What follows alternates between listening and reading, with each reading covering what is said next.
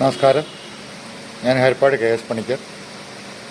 ഇന്നത്തെ വീഡിയോ ഭഗവത്ഗീതയിലെ 2-ാമത്തെ അധ്യായത്തിലെ 7-ാമത്തെ ശ്ലോകത്തിൻ്റെ അർത്ഥവും വ്യാഖ്യാനവുമാണ് പറയാൻ ഉദ്ദേശിക്കുന്നത്. ഭഗവത്ഗീതയിലെ വളരെ പ്രാധാന്യമുള്ള ഒരു ശ്ലോകമാണ് ഈ 2-ാമത്തെ അധ്യായത്തിലെ 7-ാമത്തെ ശ്ലോകം. അർജുനന് തൻ്റെ കൂട്ടുകാരനെ പോലെയും ബന്ധുവിനെ പോലെയും കണ്ടിരുന്ന ഭഗവാൻ കൃഷ്ണനെ ഗുരുവാക്കിക്കൊണ്ട് സ്വയം ശിഷ്യനായിക്കൊണ്ട് അദ്ദേഹത്തിൽ നിന്നും ആധ്യാത്മിക ജ്ഞാനം നേടുന്ന ഒരു ശ്ലോകമാണ് ഇതിൻ്റെ പിന്നിലുള്ളത്. അതുകൊണ്ടാണ് ഈ ശ്ലോകത്തിന് പ്രാധാന്യമുള്ളതെന്ന് പറയും. ആ ശ്ലോകം ഇങ്ങനെയാണ്: കാർപ്പണ്യ ദോഷോപി ഹതസ്വഭാവ പ്രച്ഛാമി ത്വാം ധർമ്മ സമ്മൂഢചേത യശ്രേയ സ്വാത് നിശ്ചിതം ബ്രൂവിതന്മേ ശിഷ്യ തേ അഹം സാധിമാം ത്വാം പ്രപന്നം. ഇതാണ് ആ ശ്ലോകം. ഈ ശ്ലോകത്തിൻ്റെ അർത്ഥവും വ്യാഖ്യാനവും നമുക്ക് നോക്കാം. ഇതിൻ്റെ അവസരം നമ്മളൊന്ന് മനസ്സിലാക്കണം. ഏതവസരത്തിലാണ് അർജുൻ ഇങ്ങനൊരു അവസ്ഥയിൽ ഭഗവാനോട് പ്രാർത്ഥിക്കേണ്ടി വന്നത്? യുദ്ധത്തിന് എല്ലാം റെഡിയായിട്ട് യുദ്ധത്തിൽ തേരിൽ കയറി നിന്ന്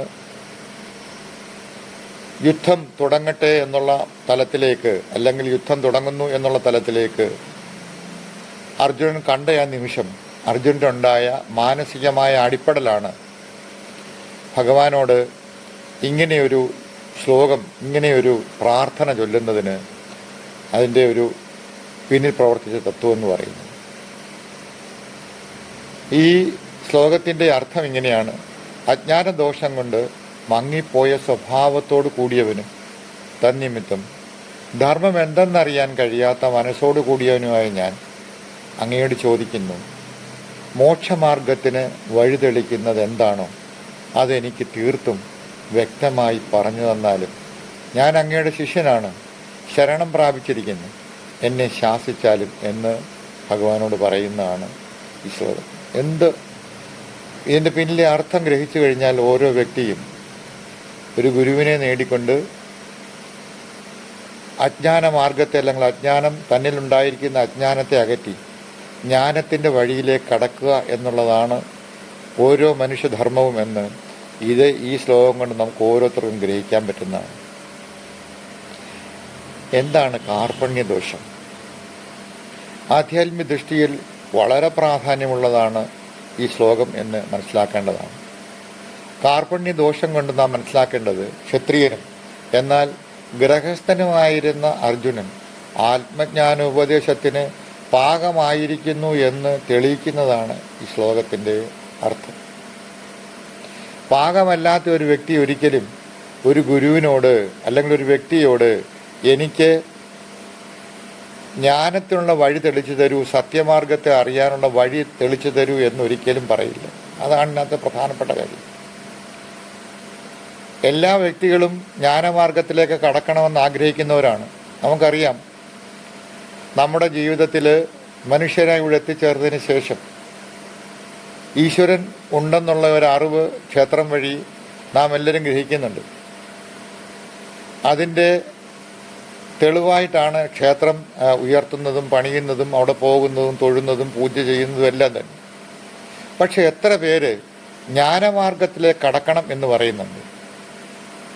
ഭൗതിക തലത്തിൽ എന്തൊക്കെ കിട്ടാമോ, എന്തൊക്കെ ആർജിക്കാമോ, ആഗ്രഹങ്ങൾ, കാമങ്ങൾ സാധിച്ചെടുക്കാൻ പറ്റുമോ, അത് ഏത് വഴിയിലൂടെ സാധിച്ചെടുക്കാൻ പറ്റും എന്നുള്ള തോന്നലിലൂടെ, എന്നുള്ള വഴിയിലൂടെ, അല്ലെങ്കിൽ ആഗ്രഹങ്ങളിലൂടെ സഞ്ചരിക്കുന്നതാണ് മനുഷ്യർ 99%. എന്നാൽ ജ്ഞാനത്തിൻ്റെ മാർഗം പടിപടിയെ ഉയർന്നുകൊണ്ട് താൻ എന്താണെന്നുള്ള അറിവ് നേടണമെന്ന് എത്ര പേർക്ക് ആഗ്രഹമുണ്ട്? ഇവിടെ മനസ്സിന് പാകത വരാതെ, മനസ്സ് ജ്ഞാനമാർഗത്തിലേക്ക് കടക്കാതെ ഒരു വ്യക്തിയും എനിക്കിത് അറിയണം എന്ന്, അല്ലെങ്കിൽ എനിക്കിതിലേക്ക് കടക്കണം എന്ന് ഒരു വ്യക്തിയോട്, അതും ആത്മജ്ഞാനിയായ ഒരു വ്യക്തിയോട് ഒരിക്കലും പറയാറില്ല. ഇവിടെ ഇത് തെളിയിക്കുന്നത് അർജുനൻ ആത്മജ്ഞാനത്തിന് പാകമായിരിക്കുന്ന മനസ്സോടുകൂടിയവനായി തീർന്നിരിക്കുന്നു എന്ന് തെളിയിക്കുന്നതാണെന്ന് കൃത്യമായിട്ട് നമ്മൾ അറിയേണ്ടതാണ്. ഈ ശ്ലോകം അദ്ദേഹത്തിൻ്റെ വനവാസത്തിൽ അദ്ദേഹത്തിന് കിട്ടിയ തിദീക്ഷയും തപസ്സും ഉറച്ച മനസ്സുള്ള ഒരു വ്യക്തിയായി തീർന്നിരിക്കുന്നു എന്ന് മനസ്സിലാക്കാൻ കഴിയും. തപസ് എന്ന് പറയുന്നത് എന്താണ്? തപസ് കാട്ടിൽ പോയിട്ട് ഒറ്റക്കാലിൽ നിൽക്കുന്നതല്ല തപസ് എന്ന് പറയുന്നത്. മനസ്സിന് പാകത വരാൻ വേണ്ടി അനേക മാർഗങ്ങളിൽ കൂടി സഞ്ചരിച്ച് മനസ്സിൻ്റെ ദൃഢതയും പാകതയും ഏകാഗ്രതയും എത്തിക്കുന്നതിന് വേണ്ടിയിട്ടുള്ള മാർഗങ്ങൾ സ്വീകരിച്ച് മുന്നോട്ട് പോകുന്നതിനാണ് തപസ് എന്ന് പറയുന്നത്. അതിനെ ഒരുക്കുന്ന ഒരു പിന്നിൽ നിന്ന് ഒരുക്കുന്ന ഒരു അവസ്ഥാവിശേഷതയാണ് തിദീക്ഷ എന്ന് പറയുന്നത്. തിദീക്ഷ എന്ന് പറഞ്ഞാൽ എന്തും സഹിക്കാനുള്ള കഴിവിനെയാണ് തിദീക്ഷ എന്ന് പറയുന്നത്. ഇപ്പോൾ മനുഷ്യനൊട്ടും തന്നെ ആ ഒരു കഴിവ് ഇല്ലാതെ പോയത് കൊണ്ടാണ് ഈ ലോകത്ത് മനുഷ്യനും കാട്ടിക്കൂട്ടുന്ന തീവ്രമായിട്ടുള്ള കാര്യങ്ങളും അതിൻ്റെ പശ്ചാത്തലത്തിൽ മറ്റുള്ളവർ അനുഭവിക്കുന്ന ക്രൂരമായ വിനോദങ്ങളും ഒക്കെ നമുക്ക് കണ്ടുവരുന്നതാണ്. കൊല, ചതി, കൊള്ള, ഇതെല്ലാം തന്നെ ഈ ഒരു മാർഗത്തിൻ്റെ അല്ലെങ്കിൽ തിദീക്ഷാ മാർഗത്തിലേക്ക് കടക്കാത്തത് കൊണ്ട് ഉണ്ടായിപ്പോകുന്ന അവസ്ഥാവിശേഷമാണ്. എന്തും സഹിക്കാനുള്ള കഴിവിന്ന് മനുഷ്യനില്ല. ചെറിയ ചെറിയ കാര്യങ്ങൾക്ക് ആത്മഹത്യാ പ്രവണത ഉണ്ടാകുകയും ആത്മഹത്യയിലേക്ക് നയിക്കുന്ന തലമാണ് ഇപ്പോൾ ഉണ്ടായിക്കൊണ്ടിരിക്കുന്നത്. ഇതിൽ നിന്നും മനസ്സിനെ മുക്തമാക്കിക്കൊണ്ട് തിദീക്ഷാ അവസ്ഥയിലേക്ക്, സഹനശക്തിയുടെ അവസ്ഥയിലേക്ക് കടക്കാനുള്ള പാകത വരുത്തിയാണ് ഓരോ മനുഷ്യനും ചെയ്യേണ്ടത്. അദ്ദേഹത്തിന് തിദീക്ഷയും തപസ്സും ഒക്കെ ഉണ്ടായിരുന്നെങ്കിൽ പോലും യുദ്ധം എന്ന അതായത് ക്രൂരമായ തലമാണെന്ന് അദ്ദേഹം വിചാരിച്ചുകൊണ്ട് യുദ്ധമെന്ന് പറയുന്നത് അനേകം പേർ മരിക്കുന്നതും അതും തന്നെ സ്വജനങ്ങളും അതുപോലെ തന്നെ തൻ്റെ മുന്നിൽ നിൽക്കുന്ന ഗുരുജനങ്ങളും ഒക്കെ മരിക്കുന്നു എന്നുള്ള അവസ്ഥയിലേക്ക് വന്നപ്പോഴുണ്ടാകുന്ന മനസ്സിനുണ്ടാകുന്ന ഒരു അടിപ്പടലാണ് അദ്ദേഹത്തെ ഈ ഒരു വ്യഥയ്ക്ക് കാരണമാണ്, മനസ്സിൻ്റെ വ്യഥയ്ക്ക് കാരണമാക്കി. അല്ലെങ്കിൽ അർജുനൻ എന്ന് പറയുന്ന അങ്ങനെ ഒരു വ്യക്തിയല്ലെന്നുള്ളത് നമുക്ക് നന്നായിട്ട് അറിയാം. അദ്ദേഹത്തിൻ്റെ ധർമാസക്തിയും അതുപോലെ തന്നെ അദ്ദേഹത്തിൻ്റെ ആസ്തികമായിട്ടുള്ള അല്ലെങ്കിൽ ഈശ്വരനുണ്ട് എന്നുള്ള അവസ്ഥയിലേക്ക് മനസ്സെത്തിച്ചേർന്നത് കൊണ്ടാണ് ഒരു പ്രകാശത്തിൻ്റെ പാതയിലേക്ക് അദ്ദേഹത്തിനെ നയിച്ചതും അർജുനൻ കൃഷ്ണനോട് ഇങ്ങനെ പറയാനുണ്ടായ കാരണമാണ്. പക്ഷം യുദ്ധമെന്ന് പറയുന്നത് വല്ലാത്തൊരവസ്ഥയാണെന്ന് അദ്ദേഹത്തിന് അറിയാം. അതുകൊണ്ടാണ് ഒരു അടിപ്പടൽ ഉണ്ടായിപ്പോയതും അദ്ദേഹം കൃഷ്ണനോട് തന്നെ ശിഷ്യനാക്കി മാറ്റണം എന്നുള്ള അല്ലെങ്കിൽ ശിഷ്യനാക്കി എനിക്ക് ഗുരു ഉപദേശം തരണമെന്ന് അദ്ദേഹം പറയാനുള്ള കാരണം. ഏത് വ്യക്തിയാണോ പരമസത്യം അറിയാതെ ഈ ലോകം വിട്ടു പോകുന്നത് അവൻ കൃപണനാണെന്ന് പറയുന്നു. ഇത് ഞാൻ പറയുന്നതല്ല, ഇത് നമ്മൾ ഉപനിഷത്ത് പറയുന്ന ഒരു വാക്കാണ് കൃപണൻ എന്ന് പറയുന്നത്. കൃപണൻ എന്ന് പറഞ്ഞാൽ അജ്ഞാനത്തിൽ മുഴുകി കഴിയുന്നവൻ എന്നാണ് അർത്ഥം. അജ്ഞാനം എന്ന് പറയുന്നത് ജ്ഞാനമില്ലാത്ത അവസ്ഥയ്ക്കാണ് അജ്ഞാനം എന്ന് പറയുന്നത്. അറിവ് പലതരത്തിലുണ്ട്. നമുക്കറിയാം, അറിവെന്ന് പറയുന്നത് ഈ ഭൗതിക തലത്തിലുള്ള അറിവ് നേടിക്കഴിഞ്ഞ് നമുക്ക് എന്താണോ ശേഖരിച്ച് വെക്കേണ്ടത് അത് ഭൗതിക തലത്തിൽ, അല്ലാതെ ആത്മജ്ഞാനമല്ല, ഭൗതിക തലത്തിൽ. ഇപ്പം നമുക്ക് പണം വേണം, സമ്പത്ത് വേണം, സമ്പത്തിനെ കൂട്ടിവെക്കുക എന്നുള്ള തലത്തിലേക്ക് നമ്മൾ ചിന്ത വരികയും അപ്പം ആ ഒരു തലത്തിലേക്ക് നമ്മൾ എത്തിച്ചേരുകയും ചെയ്യുന്നത് എപ്പോഴും നമ്മുടെ ഭൗതിക തലത്തിൽ ഉന്നതി വേണമെന്നുള്ള ആഗ്രഹം കൊണ്ടാണ്. അതൊരു അറിവ് തന്നെയാണ്. ആ അറിവ് കൊണ്ടാണ് ധനം ഉണ്ടാക്കേണ്ടത്. ആ അറിവ് ആവശ്യമാണ്. പക്ഷേ അതിനപ്പുറത്തേക്ക് നമുക്ക് കൊണ്ടുപോകാനുള്ളത് ഒന്നേ ഉള്ളൂ എന്ന സത്യം മനസ്സിലായി കഴിഞ്ഞാൽ, അത് ആത്മജ്ഞാനം മാത്രമാണെന്ന് മനസ്സിലായി കഴിഞ്ഞാൽ നമ്മൾ ഓരോരുത്തരും അതിനും കൂടി ഉദ്യമിക്കുന്നതാണ്. ഭൗതിക തലം വേണ്ട എന്ന് ഞാൻ പറയുന്നില്ല, പക്ഷേ ആത്മജ്ഞാനത്തിൻ്റെ തലം ഉയർത്തേണ്ടത് ഓരോ വ്യക്തിക്കും അത്യാവശ്യമാണ്. ഇനി നമുക്ക് മനസ്സിലാക്കേണ്ട രണ്ട് കാര്യങ്ങളെന്ന് പറയുന്നത്, അപ്പോൾ കൃപണൻ എന്നുള്ളത് പറഞ്ഞു. കൃപണൻ എന്ന് പറഞ്ഞു കഴിഞ്ഞാൽ ഏത് വ്യക്തിയും അജ്ഞാനത്തിൽ ജീവിച്ച് മരിക്കുന്നവനെയാണ് കൃപണൻ എന്ന് പറയുന്നത്. ഇനി നമുക്ക് മനസ്സിലാക്കേണ്ട ഒരു പ്രധാനപ്പെട്ട കാര്യം എന്ന് പറഞ്ഞു കഴിഞ്ഞാൽ രണ്ട് കാര്യങ്ങളാണ് വ്യക്തമായിട്ട് മനസ്സിലാക്കേണ്ടത്. ഓരോ വ്യക്തിയും അറിയേണ്ട കാര്യമാണ്. എന്താണ് സ്വരൂപം, മറ്റൊന്നെന്താണ് സ്വഭാവം എന്നീ ഈ രണ്ട് ഘടകങ്ങളെ അറിഞ്ഞാൽ മാത്രമേ ഒരു വ്യക്തിക്ക് ഈ ഭൂമിയിൽ ജീവിച്ച് അവൻ്റെ ജീവിതം സുഖമായിട്ടും സന്തോഷത്തോടുകൂടിയും ആത്മജ്ഞാനത്തോടും മുന്നോട്ട് പോകാൻ സാധിക്കത്തുള്ളൂ. ഇതിൽ സ്വരൂപം എന്ന് പറയുന്നത് ഒരു വ്യക്തിയുടെ മാറ്റമില്ലാത്ത അവസ്ഥയാണ് സ്വരൂപം എന്ന് പറയുന്നത്. അതിനെയാണ് നാം മനസ്സിലാക്കി അതിനെ തിരിച്ചറിയേണ്ട അവസ്ഥയിലേക്ക്, ആ സത്യത്തിലേക്ക് കടക്കേണ്ടത് സ്വരൂപത്തെ അറിഞ്ഞില്ലെങ്കിൽ ഒരു വ്യക്തിക്ക് മുന്നോട്ട് പോകാൻ സാധ്യമല്ല. സ്വരൂപവും രൂപവും വ്യക്തമായ ഒരു ഐഡിയ തരുന്നത് കഴിഞ്ഞ വീഡിയോയിൽ ഞാൻ പറഞ്ഞിട്ടുണ്ട്. സ്വരൂപം എന്ന് പറഞ്ഞു കഴിഞ്ഞാൽ തൻ്റെ ഉള്ളിൻ്റെ ഉള്ളിൽ തന്നെ പ്രവർത്തിപ്പിക്കുന്ന സത്യാവസ്ഥയെക്കുറിച്ച്, ആ സത്വത്തെക്കുറിച്ച്, ആ തത്വത്തെക്കുറിച്ച് അറിയുകയാണ് സ്വരൂപം എന്ന് പറയുന്നത്. ആ ചൈതന്യ രൂപത്തെക്കുറിച്ച് അറിയുകയാണ് സ്വരൂപം എന്ന് പറയുന്നത്. എന്നാൽ സ്വരൂപത്തിൽ ഉണ്ടായി മറയുന്ന താൽക്കാലിക സ്ഥിതി അല്ലെങ്കിൽ താൽക്കാലിക ദൃശ്യത്തിനെയാണ് സ്വഭാവം എന്ന് പറയുന്നത്. താൽക്കാലിക സ്ഥിതി എന്ന് പറഞ്ഞാൽ ഉണ്ടായി മറയുന്നത് എന്തും സ്വഭാവമാണ്.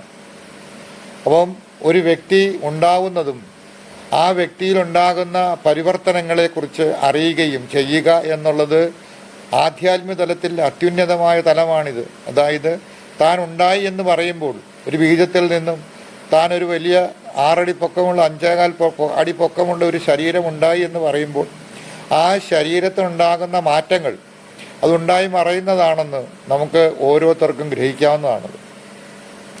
പ്രകൃതിയാണ് മാറ്റങ്ങൾ കൊണ്ടുവരുന്നത്. വികൃതിയായിരിക്കുന്ന പ്രകൃതിയാണ് മാറ്റങ്ങൾക്ക് അധീനമായിരിക്കും പ്രകൃതി എന്ന് തന്നെ പറയുന്നത്. അപ്പം പ്രകൃതിയാണ് മാറ്റങ്ങൾ കൊണ്ടുവരുന്നത്. അതിനെയാണ് സ്വഭാവം എന്ന് പറയുന്നത്. മാറ്റങ്ങൾ ഉൾക്കൊള്ളുന്നതാണ് സ്വഭാവം, ഉണ്ടായി മറയുന്നതാണ് സ്വഭാവം. എന്നാൽ മൂലതത്വത്തിന് യാതൊരു വിധമായിട്ടുള്ള മാറ്റവും ഉണ്ടാകുന്നില്ല എന്ന് സ്വയം അറിയുന്ന അവസ്ഥയിലേക്ക് എത്തുമ്പോൾ മാത്രമാണ് ഒരു വ്യക്തി സത്യത്തെ തിരിച്ചറിയുന്നത്. അപ്പോൾ താൽക്കാലികമായി ഉണ്ടാകുന്ന ദൃശ്യങ്ങളെയാണ് സ്വഭാവം എന്ന് പറയുന്നത്. ഇത് ഉദാഹരണം പറഞ്ഞു കഴിഞ്ഞാൽ വെള്ളത്തിലെ തിരകളും കുമിളകളും എന്ന് നമുക്ക് വ്യക്തമായിട്ട് മനസ്സിലാക്കാൻ പറ്റും. തിരകളും കുമിളകളും എന്ന് പറയുന്നത് താൽക്കാലികമാണ്, വന്നു മറയുന്നതാണ്. എന്നാൽ വെള്ളത്തിന് യാതൊരു മാറ്റവും ഉണ്ടാകുന്നില്ല എന്ന് നാം ബോധ്യപ്പെടേണ്ടതാണ്. അപ്പോൾ വെള്ളം എന്ന് പറയുന്നത്, കടലെന്ന് പറയുന്നത്, കടലില്ലെങ്കിൽ തിരമാലയില്ല, കുമിളകളില്ല. കടലുള്ളത് കൊണ്ടാണ് തിരകളും തിരമാലകളും ഉണ്ടാകുന്നതെന്ന് തിരമാലകളും കുമിളകളും ഉണ്ടാകുന്നതൊക്കെ മനസ്സിലാക്കേണ്ടിയിരിക്കുന്നു. കുമിളകളും തിരമാലകളും വന്നു പോയിക്കൊണ്ടിരിക്കുന്നതാണ്, അത് സ്വഭാവമാണ് ഉദാഹരണം പറയുന്നത്. അതേസമയം ജലം എന്ന് പറയുന്ന അല്ലെങ്കിൽ സമുദ്രം എന്ന് പറയുന്നത് സ്ഥിരമാണ്, അവിടെ കിടക്കുന്ന സാധനം, അവിടെ സ്ഥിരമായിട്ടുണ്ടായിരിക്കുന്ന സാധനമാണ്. അതുപോലെ നമ്മുടെ ശരീരത്തിൽ ആജ്ഞാശക്തി കൊടുത്ത് നമ്മളെ എല്ലാ കാര്യങ്ങളും പ്രേരിപ്പിക്കുന്നതും കർമ്മനിരതനാകുന്നതും ഒക്കെ തന്നെ നമ്മളിലെ ചൈതന്യമാണെന്ന് വ്യക്തമായ ഒരു ധാരണ ഉണ്ടാകുമ്പോൾ മാത്രമേ നമ്മൾ സ്വരൂപത്തെയും സ്വഭാവത്തെയും തിരിച്ചറിയുന്നുള്ളൂ എന്ന് മനസ്സിലാക്കും. അനശ്വരമായിരിക്കുന്ന സ്ഥിതിയാണ് സ്വരൂപം എന്ന് പറയുന്നത്. സ്വരൂപത്തെ അറിയാത്തിടത്തോളം കാലം സ്വഭാവത്തെ അറിയാൻ സാധ്യമല്ല. ഇതിന് ഉദാഹരണമായി പ്രപഞ്ചത്തെ തന്നെ നമുക്കെടുക്കാം. പ്രപഞ്ചത്തിൽ 2 ഘടകങ്ങളുണ്ട്. ഒന്ന് അഖണ്ഡമായ ആനന്ദമാണ് സ്വരൂപത്തിൻ്റെ അവസ്ഥയെന്ന് പറയുന്നത്. ഒരിക്കലും മാറ്റമില്ലാതിരിക്കുന്ന അവസ്ഥയാണ് സ്വരൂപത്തിൽ പ്രപഞ്ചത്തിൻ്റെ സ്വരൂപം എന്ന് പറയുന്നത്, അഖണ്ഡമായ ആനന്ദം. എന്നാൽ പ്രപഞ്ചത്തിൽ തന്നെ മാറ്റമുണ്ടായിക്കൊണ്ട് അനുനിമിഷം ഈ ഒരു അമീബയിൽ തൊട്ട് സൂര്യചന്ദ്രന്മാരിൽ വരെ ഉണ്ടാകുന്ന മാറ്റങ്ങൾ അത് നിമിഷം പ്രതി ഉണ്ടായിക്കൊണ്ടിരിക്കുകയാണ്. പ്രപഞ്ചത്തിൻ്റെ മാറ്റം ഉണ്ടായിക്കൊണ്ടിരിക്കുകയാണ്. അതിനെയാണ് സ്വഭാവം എന്ന് പറയുന്നത്.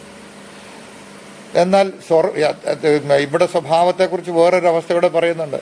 ആ സ്വരൂപത്തിൽ കർമ്മഗതി ഉണ്ടാക്കി മറയ്ക്കുന്ന എല്ലാ പ്രപഞ്ച ഘടകങ്ങളും സ്വഭാവമാണ്. കർമ്മത്തിൽ അധിഷ്ഠിതമായിക്കൊണ്ട് കർമ്മത്തിൽ ഉണ്ടാക്കി മറയുന്ന അല്ലെങ്കിൽ ഉണ്ടായി മറയുന്ന എല്ലാ കാര്യങ്ങളും സ്വഭാവമാണെന്ന് മനസ്സിലാക്കണം. സ്വരൂപത്തെ അറിയാത്തിടത്തോളം കാലം പ്രപഞ്ചത്തിൻ്റെ സ്വഭാവത്തെ അറിയാൻ ഒരു വ്യക്തിക്കും സാധ്യമല്ല എന്ന് മനസ്സിലാക്കുന്നതാണ്. ഇവിടെ അർജുനൻ പറഞ്ഞിരിക്കുന്ന സ്വരൂപം ഇല്ലായ്മയാണ് അജ്ഞാനം എന്ന് പറയുന്നത്. അല്ലെങ്കിൽ അജ്ഞാനമാണ് സ്വരൂപത്തിൽ സ്വഭാവത്തെ അറിയാത്ത വ്യക്തിക്ക് ഒരു കാരണവശാലും അജ്ഞാനം കൊണ്ട് മറയ്ക്കപ്പെട്ടിരിക്കുന്നത് കൊണ്ട് അതിനെ മനസ്സിലാക്കാൻ സാധിക്കുന്നില്ല എന്ന് വ്യക്തമായിട്ട് നമ്മൾ മനസ്സിലാക്കേണ്ടിയിരിക്കുന്നു. അപ്പോൾ സ്വഭാവത്തെ അറിയാതെ ഒരു കാരണവശാലും ഒരു വ്യക്തിക്ക് സ്വരൂപത്തെ അറിയാൻ സാധ്യമാവുന്നില്ല എന്ന് മനസ്സിലാക്കണം.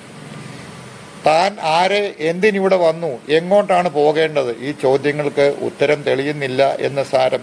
അതായത് ഏതൊരു വ്യക്തിക്കാണോ അജ്ഞാനം കൊണ്ട് തൻ്റെ സ്വരൂപത്തെ അറിയാൻ സാധിക്കാത്തത്, അവൻ സ്വഭാവത്തിൽ മാത്രം ഉറച്ചു നിൽക്കുകയും മാറ്റങ്ങൾക്ക് വിധേയനാകുകയും ചെയ്യുന്നു എന്ന് മനസ്സിലാക്കേണ്ടിയിരിക്കുന്നു. സത്യോപദേശത്തിന് ഭാഗമായ മനസ്സുള്ള ഒരു വ്യക്തിക്ക് മാത്രമേ ഈ ചോദ്യങ്ങൾ ചോദിക്കാൻ സാധിക്കത്തുള്ളൂ. അതാദ്യം മനസ്സിലാക്കുക. എല്ലാ വ്യക്തികൾക്കും ഈ ചോദ്യം ചോദിക്കാൻ സാധിക്കില്ല. ഇത് ചിലപ്പോൾ ചിലരൊക്കെ കേട്ടാണ്ട്, ചിലർക്ക് എത്ര പേര് കേൾക്കുന്നു എന്ന് എനിക്കറിയില്ല. എത്ര പേര് കേട്ടാലും ശരി, ആ കേൾക്കുന്ന വ്യക്തിക്ക് ഇതിൻ്റെ പൊരുൾ മനസ്സിലായില്ല എങ്കിൽ ഒരു ചോദ്യം ഇങ്ങനെ ഒരു ജ്ഞാനോദയമുള്ള ഒരു വ്യക്തിയോട്, അല്ലെങ്കിൽ ജ്ഞാനത്തിന് ഉയർച്ചയുള്ള ഒരു വ്യക്തിയോട് ചോദിക്കാൻ സാധ്യമാകത്തില്ല. ഈ ചോദ്യം ചോദിക്കണമെങ്കിൽ ആ പാകത വന്ന മനസ്സുണ്ടെങ്കിൽ മാത്രമേ ആ വ്യക്തി ചോദിക്കാനൊക്കത്തുള്ളൂ. ബൾബ് കത്തണമെങ്കിൽ തീർച്ചയായിട്ടും ആ വ്യക്തിക്ക് കഴിഞ്ഞ ജന്മങ്ങളിലെ പുണ്യം ആർജിച്ചുകൊണ്ട് മാത്രമേ ആ വ്യക്തിക്ക് ഇതിലേക്ക് കടന്ന് ചോദ്യം ചോദിക്കാൻ സാധിക്കത്തുള്ളൂ. അല്ലാത്തുള്ള ഒരു വ്യക്തിക്ക് ഈ ചോദ്യം ചോദിക്കാൻ സാധിക്കത്തില്ല. എത്ര പേര് ഇത് കേൾക്കുന്നുണ്ടോ എന്ന് എനിക്കറിയില്ല. കേൾക്കുന്നവർക്ക് എത്ര പേർക്ക് ഇത് മനസ്സിലാവുന്നുണ്ടോ എന്ന് അറിയത്തില്ല. ചിലർക്ക് 2 പ്രാവശ്യം കേട്ടാൽ മനസ്സിലാവും, ചിലർക്ക് 3 പ്രാവശ്യം കേട്ടാൽ മനസ്സിലാവും, ചിലർക്ക് 10 പ്രാവശ്യം കേട്ടാലും മനസ്സിലാവത്തില്ല. കാരണം എന്താ? കാർപ്പണ്യ ദോഷം കൊണ്ടാണ് ആ വ്യക്തിക്ക് അത് കേട്ടാൽ മനസ്സിലാവാതെ പോകുന്നത്. നമുക്ക് മറ്റു പല കാര്യങ്ങളിലും നമ്മുടെ ചിന്തകൾ പോകുന്നതും നമ്മൾ അതിനോട് കൂടുതൽ താതാത്മ്യം പ്രാപിച്ച് ഭൗതിക തലത്തിലേക്ക് പോകുന്നതിൻ്റെ ഒക്കെ പിന്നിലുള്ള തത്വം ഇതാണ്. നമുക്കിതിനെ കിട്ടാതെ പോകുന്നത് പ്രധാനപ്പെട്ട കാര്യം ഇതാണ്. ഞാൻ പല വീഡിയോകൾ ഇട്ടിട്ടുണ്ട്. കഥ ഞാനിപ്പോൾ കഴിഞ്ഞ വീഡിയോകളെല്ലാം കഥ പറഞ്ഞ് നോക്കി. ആളുകൾ കുറേയെങ്കിലും ഇത് ശ്രദ്ധിക്കട്ടെ എന്ന് വിചാരിച്ചിട്ട്. ആൾക്ക് ഇതിനകത്ത് വലിയ താല്പര്യമൊന്നുമില്ല. ഇപ്പോഴത്തെ അവസ്ഥയിൽ ഈ കലിയുഗത്തിൽ എത്ര പേര് ഇത് കേൾക്കുമെന്നുള്ളത് എനിക്കറിയില്ല. അവർക്ക് പലർക്കും പല രീതിയിലുള്ള മറ്റു കാര്യങ്ങളാണ് താല്പര്യം. അപ്പോൾ സത്യോപദേശത്തിന് ഭാഗമായ മനസ്സുള്ള ഒരു വ്യക്തിക്ക് മാത്രമേ ഈ ചോദ്യങ്ങൾ ചോദിക്കാൻ സാധിക്കുകയുള്ളൂ എന്ന് ഗീത പറയുന്നതിൻ്റെ പ്രധാന കാര്യം ഇതുകൊണ്ടാണ്. ധർമ്മം അറിയാത്ത വ്യക്തിക്ക് സത്യസാക്ഷാത്കാരത്തിന് മുന്നോട്ട് പോകാൻ ബുദ്ധിമുട്ടാണ്. ധർമ്മം എന്നാൽ എന്താണ്? ഈശ്വരനോട് അടുപ്പിക്കുന്ന എല്ലാ കർമ്മങ്ങൾക്കും ധർമ്മമെന്ന് പറയാം. നാം ചെയ്യുന്ന എല്ലാ കർമ്മങ്ങളും സത്യസാക്ഷാത്കാരത്തിന് ഉതകുന്നതാണെങ്കിൽ അത് ധർമ്മമാണ്. അതേസമയം അതിനെതിരായിട്ട് പോകുന്ന എല്ലാം അധർമ്മമാണ്. അവനവൻ്റെ സ്വഭാവത്തെ നിയന്ത്രിച്ചാൽ മാത്രമേ സ്വരൂപം തെളിയുകയുള്ളൂ. സ്വഭാവം എന്ന് പറയുന്നത് ഇവിടെ സ്വന്തം ഭാവത്തെയാണ്. കർമ്മത്തിനനുസരിച്ച് നമ്മളിലെ സ്വഭാവവും കർമ്മവാസനയും അതുപോലെ തന്നെ സംസ്കാരവും നമ്മളെ വഴിതെളിക്കുന്നത്. ഒരു വ്യക്തി സംസാരിക്കുന്നത് എന്താണെന്ന് ആ വ്യക്തിക്ക് അറിഞ്ഞുകൂടാതെയാണ് സംസാരിക്കുന്നത്. അവനത് സംസാരിച്ച് കഴിഞ്ഞ് മറ്റുള്ളവർ പറയുമ്പോഴായിരിക്കും ചിന്തിക്കുന്നത്, അയ്യോ ഇത് ഞാൻ പറയണ്ടായിരുന്നു, ഇത് ഞാൻ പറയേണ്ടാത്ത ഒരു കാര്യമാണ് എന്ന് ആ വ്യക്തിക്ക് തോന്നണമെങ്കിൽ ആ വ്യക്തിക്ക് തൻ്റെ സ്വരൂപജ്ഞാനത്തിൽ അല്പമെങ്കിലും വെളിച്ചം വീശാതെ അങ്ങനെ ഉണ്ടാവാൻ സാധ്യതയില്ല. നാം മനസ്സിലാക്കേണ്ടത് സ്വഭാവത്തിൻ്റെ നിയന്ത്രണവും സ്വഭാവത്തിൻ്റെ ഉചിതമായ പ്രയോഗവും ആണ് ധർമ്മമെന്ന് മനസ്സിലാക്കേണ്ടതാണ്. ഇതറിയണമെങ്കിൽ സത്യനിഷ്ഠനായ ഒരു ഗുരുവിൽ നിന്നും ആദ്യം സിദ്ധാന്തപരമായിട്ടെങ്കിലും വ്യക്തമായ ഒരു സത്യബോധത്തെ ഉൾക്കൊള്ളണം. എന്താണ് സിദ്ധാന്തപരമായിട്ട്? സിദ്ധാന്തപരം എന്ന് പറഞ്ഞു കഴിഞ്ഞാൽ ആത്മജ്ഞാനത്തിന് 2 വശമുണ്ട്. ഒന്ന് സിദ്ധാന്തമായിട്ടുള്ള തലം. സിദ്ധാന്തം എന്ന് പറഞ്ഞു കഴിഞ്ഞാൽ കഥകളിൽ കൂടിയോ കാര്യങ്ങളിൽ കൂടിയോ ഒരു വ്യക്തിയെ ബോധിപ്പിക്കുന്നതാണ് സിദ്ധാന്തം എന്ന് പറയുന്നത്. ആ തലത്തിലേക്ക് എത്താതെ ഒരു വ്യക്തിക്കും ഇതിലേക്ക് കടന്നു പോകാൻ സാധ്യതയില്ല. ഞാൻ ഇതിൻ്റെ കൂടുതലുള്ള കാര്യങ്ങൾ അടുത്ത എൻ്റെ വീഡിയോയിൽ ഞാൻ പറയുന്നതാണ്. ഇപ്പോഴിത് സമയം ഒത്തിരി ആയിരിക്കുന്നു, അതുകൊണ്ടാണ് ഞാനിത് കുറയ്ക്കുന്നു. ഇനിയും കാര്യങ്ങൾ ഇതിലേക്കൂടി പറയാനുണ്ട്. ഇന്നത്തെ ഈ ഒരു വീഡിയോ ഇവിടെ നിർത്തുകയാണ്. നമസ്കാരം.